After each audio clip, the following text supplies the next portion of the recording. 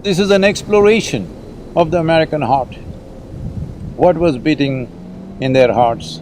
What drove them to do what they did in their lives?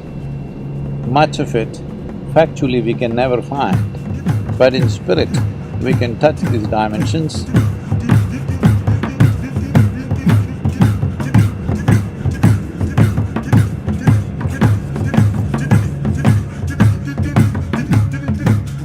I'm from the Umatilla tribe. We are so honored and so humbled to have you here present on our soil. Welcome to Turtle Island. I could see his spirit. It's very strong.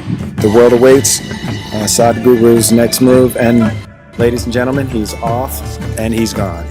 Sadhguru, ladies and gentlemen, Sadhguru, Sadhguru. There is a lot that modern societies need to pick up from ancient societies. Beautiful words. Touch my heart. Thank you very much.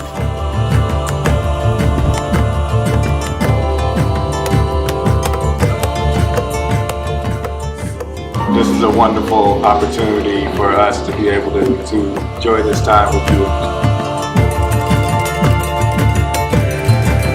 Why are you writing for 12 hours in a day? Because a day is 12 hours, other 12 hours is night. Whatever, if we can do something, we're willing to do it. Thank you very so much, sir.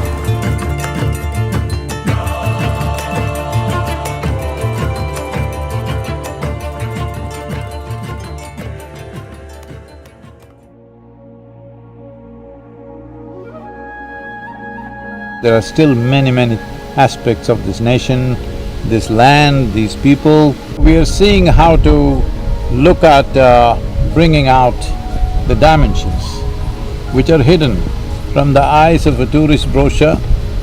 So this is an exploration of the American heart.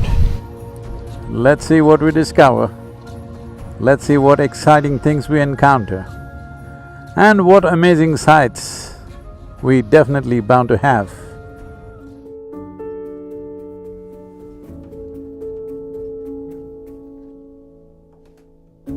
Probably one of the oldest structures in North America still surviving, nearly 2,000 years old, a ritualistic fortress that was built by the Native American tribe.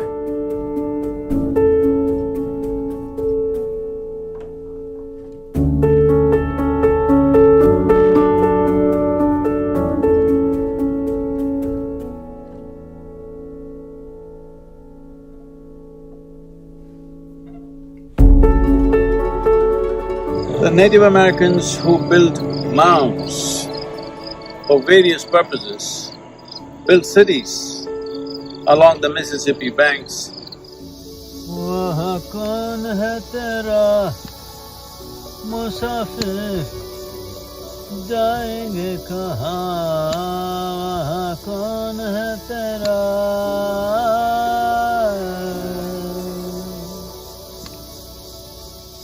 The next one is going to be one long ride. On the way, there's a very unique mound system called effigy mound. They are in the form of birds and animals.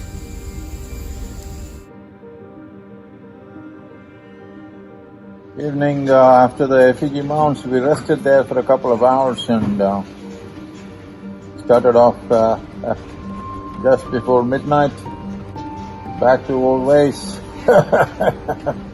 Full night riding.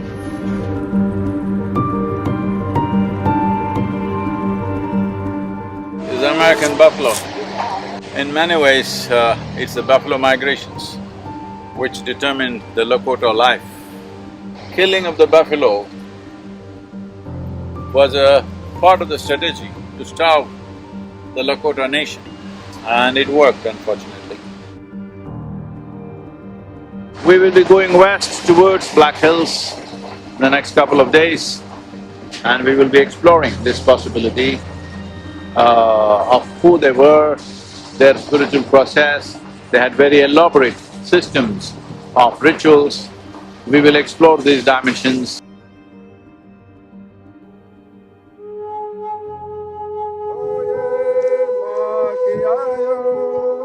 We are here right now at Bear Butte, Black Hills. Gift that I'm going to present to my friend is not coming from me. It's coming from this mountain, from the Creator. These are the most sacred to us. I can see his spirit. It's very strong. With absolute passion for everything around them and a certain sense of dispassion about their own life, about their own death.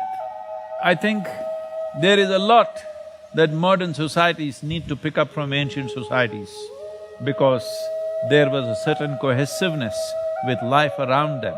Without that cohesiveness, everything seems to be a problem.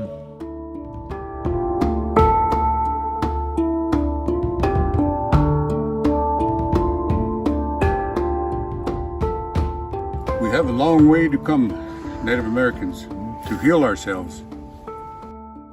When we are connected to the land, cleansing in the waters and speaking our languages to our relatives, which are the plants and the animals, then we are living something which we call Hishokish Tzawak, which translates to everything is one.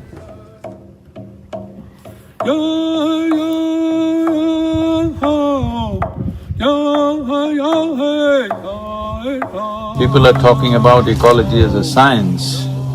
That way it'll never work. Ecology should become our heart, as it was for the indigenous people here. Their heart was land.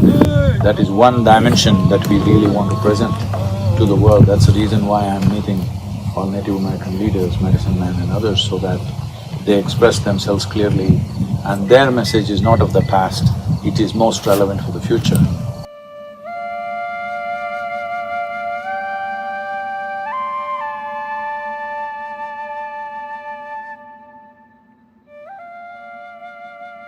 Matotipila, in my experience, in the entire North American continent, at least in United States and Canada, I would say, is probably the one most powerful space that you can see in this part of the world. Tab, you are a singer, you must spend minimum 3 days at this Matotipila, especially on the full moon night. I'm telling you, you will realize something tremendously powerful. Anybody who realizes or opens up the throat center, their ability to connect with life, I'm saying when I say connect with life, you can touch beyond your physical reach, literally touch. Here there's an energetic body expressing this dimension of the throat center in the human system in an extremely powerful way, which is… I've never seen a place like that in my life. I've traveled literally everywhere, I'm telling you. This Matotipila is a must for every indigenous person, it's a must. The basis of your culture in some way energetically is here. And with connecting with that could also be the liberation for the future. I wish our leaders thought like you, man. I love that. I commend you, Sadhguru, for thinking like that. I love that oneness mentality. We need more of that.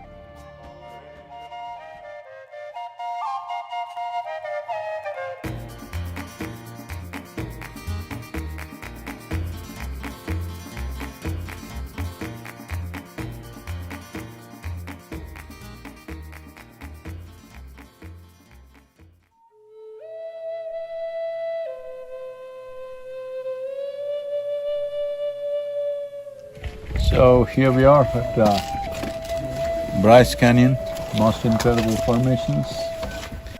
They're almost like frozen people, the way it looks. Definitely the important thing is people lived here for 10 to 12,000 years without disturbing anything, without pulling down anything. That is the significance.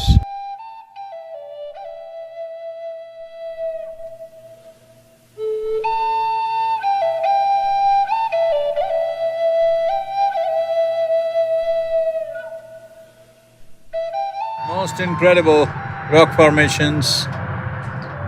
Wow! I don't know if cameras can ever do justice to these rocks. And I came here yesterday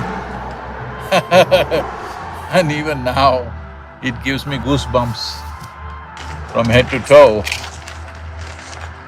I'm still yet to sit down here with eyes closed and figure out what is it that it's doing to my body. I'm so jealous of your trip. It looks phenomenal. I love that you're spreading awareness about culture's connection to nature and spirituality. Thank you very much, Alexander. Namaskar.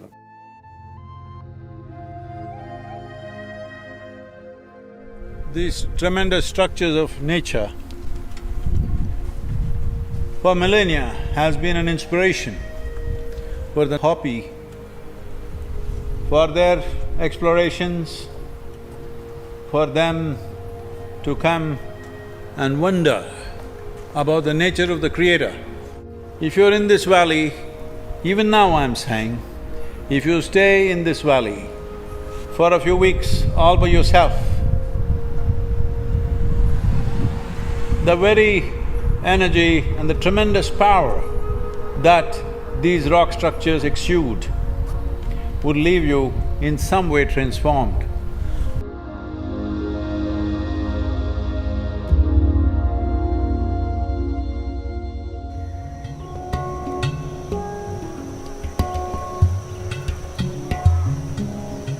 If at all ever in the history of humanity we can transform human beings, this is the moment.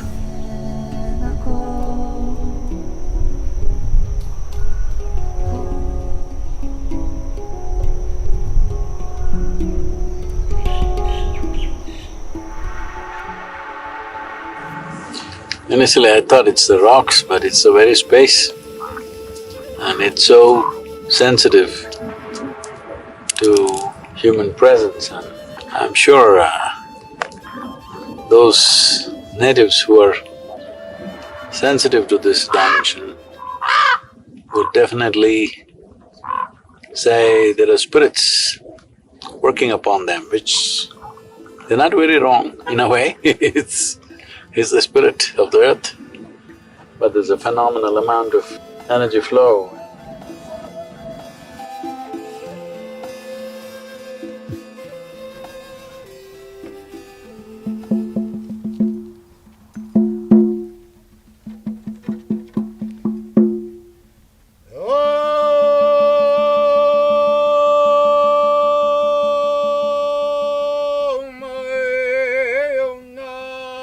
They existed here not as exploiters of land, but as land itself.